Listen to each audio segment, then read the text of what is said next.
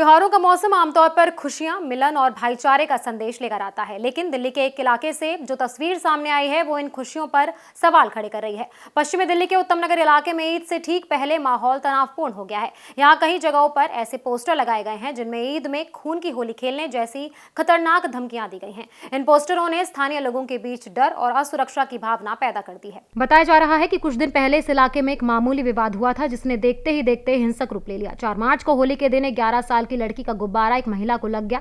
इसी छोटी सी बात पर दो पक्षों के बीच कहासुनी हुई, जो बाद में झड़प में बदल गई। इस झड़प में 26 साल के तरुण गंभीर रूप से घायल हुए और 4 दिन बाद उनकी मौत हो गई। इस घटना के बाद से इलाके में लगातार तनाव बना हुआ है। पुलिस ने इस मामले में अब तक 14 लोगों को गिरफ्तार किया है और 2 नाबालिगों को हिरासत में लिया है। पुलिस का कहना है कि यह मामला 2 परिवारों के बीच पुरानी रंजिश का नतीजा है, लेकिन स्थानीय लोगों का कहना है कि अब ये विवाद सिर्फ 2 परिवारों तक सीमित नहीं रहा। उनका आरोप है कि कुछ भारी लोग और संगठन इस घटना को सांप्रदायिक रंग देने की कोशिश कर रहे हैं, जिससे पूरे इलाके का माहौल बिगड़ रहा है। इलाके में रहने वाले जमील अहमद बताते हैं कि वो पिछले 50 साल से यहाँ रह रहे हैं, लेकिन उन्होंने कभी ऐसा डर महसूस नहीं किया।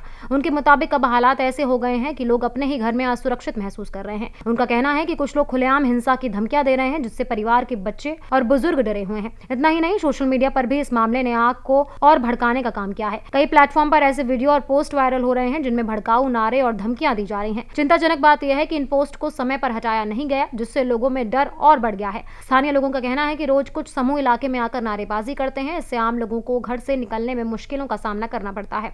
कुछ परिवार तो अपने घर छोड़कर दूसरे सुरक्षित स्थानों पर जाने की सोच रहे हैं।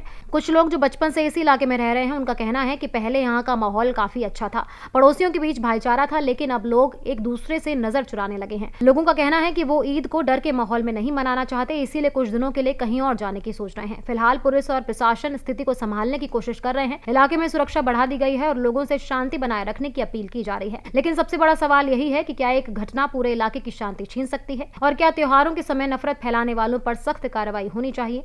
Subscribe now and press the bell icon. Never miss an update.